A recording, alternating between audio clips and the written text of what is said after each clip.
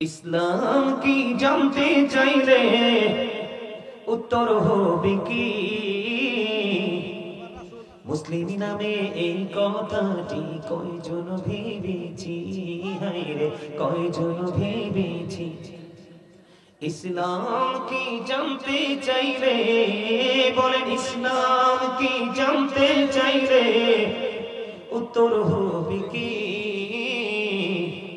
মুসলিম নামে এই কথাটি কয়জন ভেবেছি হায়রে কয়জন ভেবেছি আল্লাহর ইচ্ছা বান্দার প্রতি অর্জন করো নবীর খুশি আল্লাহর ইচ্ছা বান্দার প্রতি অর্জন করো নবীর খুশি নবীর প্রেমে গুনাহ মাফের খবর শুনেছি মুসলিম নামে এই কথাটি কয়জন ভেবেছি হায়রে কয়জন ভেবেছি আল্লাহর ইচ্ছায় কাজ করো রাসূল প্রেমিক মুর্শিদ ধরো আল্লাহর ইচ্ছায় কাজ করো রাসূল প্রেমিক মুর্শিদ ধরো দু জাহানের শোকের বান্দার তোমায় দিয়েছি মুসলিম নামে এই কথাটি কয়জন ভেবেছি হায়রে কয়জন ভেবেছি যেই মুর্শিদে আল্লাহর ইচ্ছায় কাজ করে যায় সর্বদাই বলেন যেই মুর্শিদে আল্লাহর ইচ্ছায় কাজ করে যায় সর্বদাই দু জাহানের সুখের বান্দার তোমায় দিয়েছি যেই মুর্শিদে আল্লাহর ইচ্ছায় কাজ করে যায় সর্বদাই সেই মুর্শিদের ইচ্ছায় আমি মিশে রয়েছি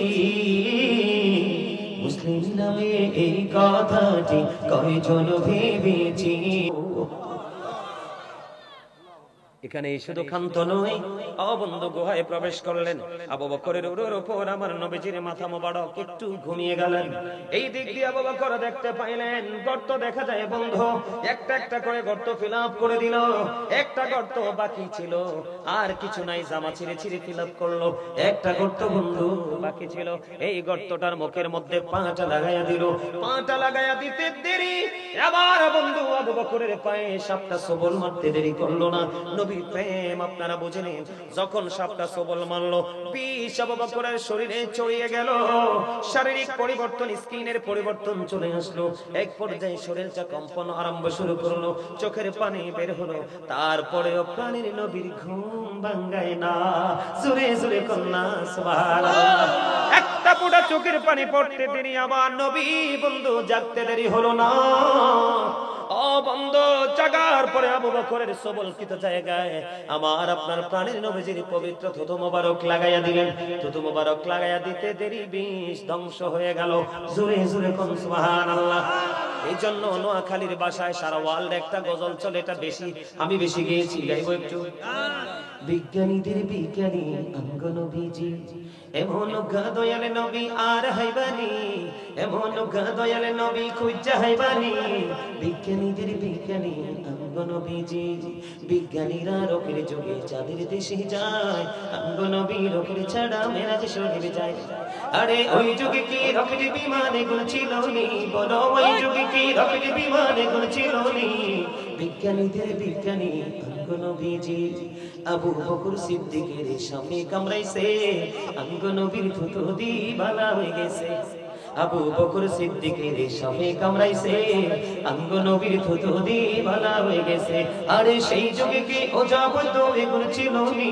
বলো সেই যুগে কি ওজাবদ এগুন ছিল নি বিজ্ঞানীদের বিজ্ঞানী অঙ্গ নবীজি আগের যুগের মানুষের অসুখ কম হইতো অঙ্গ নবীর কাছে এলে ভালো হয়ে যাইতো আগের যুগের মানুষের অসুখ কম হইতো অঙ্গ নবীর কাছে এলে ভালো হয়ে যাইতো আরে সেই বালাকে এই যুগেতে করতে হারবানি বলো সেই বালাকে এই যুগেতে করতে হারবানি বিজ্ঞানীদের বিজ্ঞানী অঙ্গ নবীজি মারহাবা কয়েকটা লোকের চেহারায় ফুটন্ত হাসি দেখেছি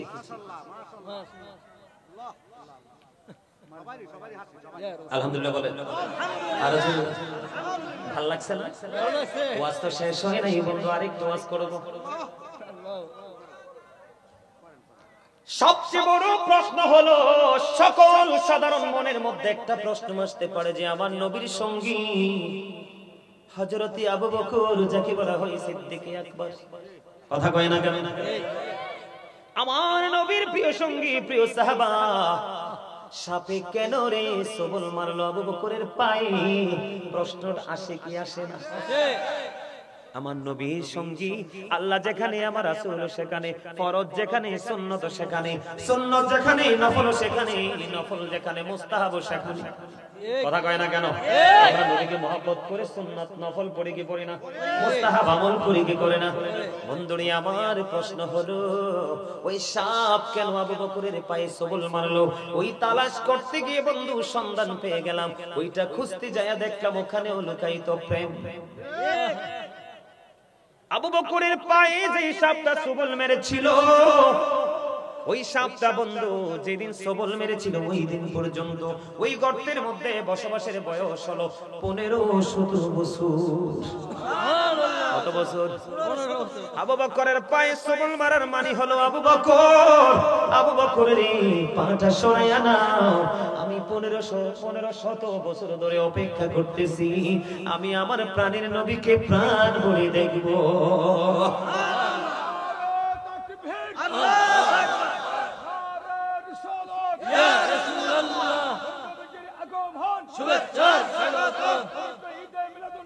জিন্দাবাদ জিন্দাবাদ জিন্দাবাদ জিন্দাবাদ জিন্দাবাদ জিন্দাবাদ জিন্দাবাদ জিন্দাবাদ জিন্দাবাদ জিন্দাবাদ জিন্দাবাদ জিন্দাবাদ। আপনার যাই হোক, এক একটা ছুটে গেলে অসুবিধা নেই, আমরা সবাই চিনি দরবারকে। আমাদেরকে থাকেন। আজকে একটা যুবক তোমাদেরকে বলি, এই কারণে বাতিল যারা, নবীর দুশমন যারা, অলির দুশমন যারা, এই কারণে আমাদের দরবারগুলো ভাঙার সুযোগ পায়। আমরা ঐক্যবদ্ধ না, এই কারণে তার আল্লাহর অলির ইজ্জতে আঘাত করতে সাহস পায়। তোমাদের দরবার কিন্তু তোমরা উপস্থিত হতে পারলে না।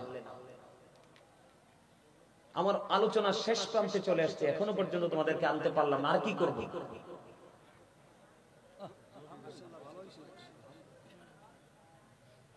আমার গতকালকের মাহফিল 26তম মাহফিল, দাদা ভাই 26তম মাহফিল ছিল গতকালকের মাহফিল। কততম? এই 26তম মাহফিলের ইতিহাসে গতকালকে তারা মাহফিলে তাবারক শট করছে। তোমরাও ইয়াং, ওরাও ছিল ইয়াং।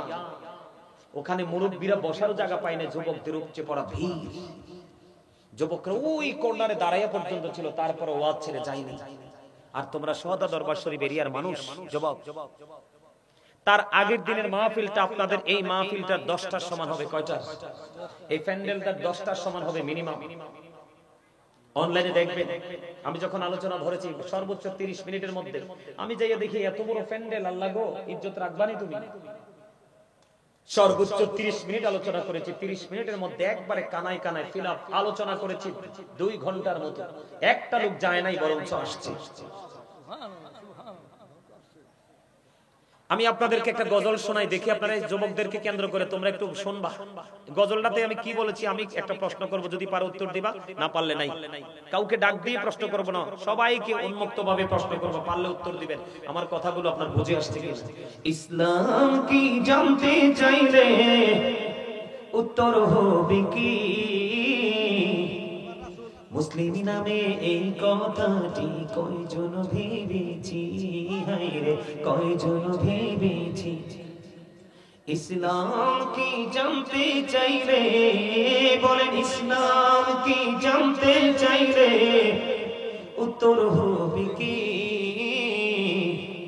মুসলিম নামে এই কথাটি কয়জন ভেবেছি, হায়রে কয়জন ভেবেছি।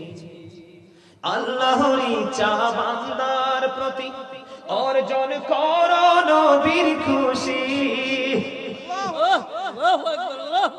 আল্লাহর ইচ্ছা বান্দার প্রতি অর্জন করো নবীর খুশি, নবীর প্রেমে গুনাহ মাফের খবর শুনেছি।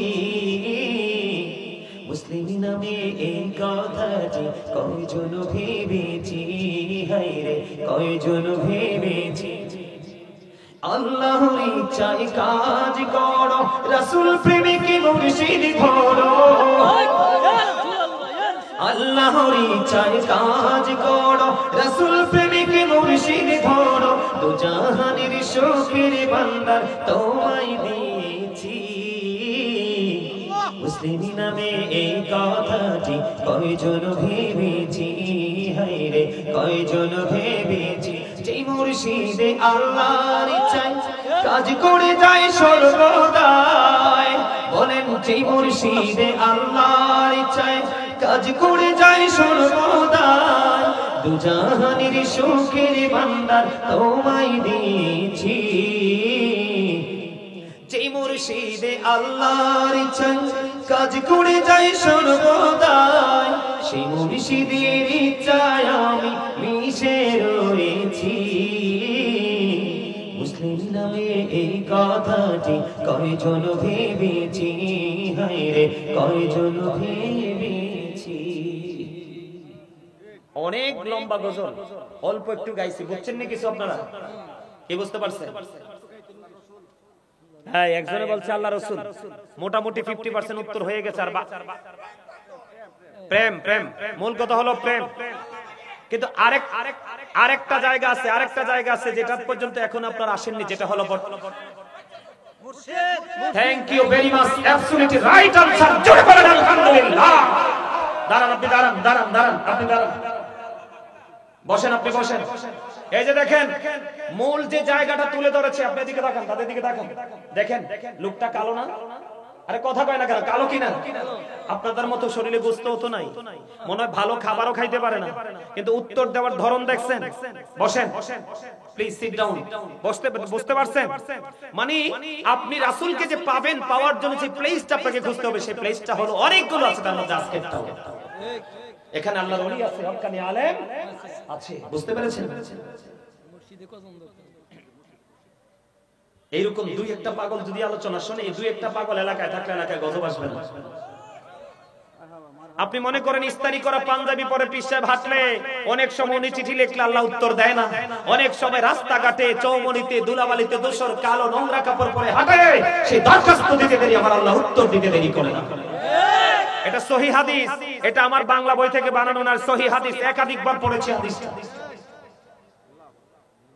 জগৎটাকে আল্লাহ পাক সুন্দর সাজাইছে, সর্বশেষে নূর নবীকে ধরায় পাঠাইছে। সর্বশেষে জগৎটাকে আল্লাহ পাক সুন্দর সাজাইছে, সর্বশেষে নূর নবীকে ধরায় পাঠাইছে। সর্বশেষে নূর নবীকে ধরায় পাঠাইছে। নবীকে আল্লাহ আপন নূরে সৃষ্টি করে সবার আগে পাঠাইয়া সবার পরে সম্মান দেখাইছে। পাঠাইয়া সবার পরে সম্মান দেখাইছে। সর্বশেষে নূর নবীকে ধরায় পাঠাইছে।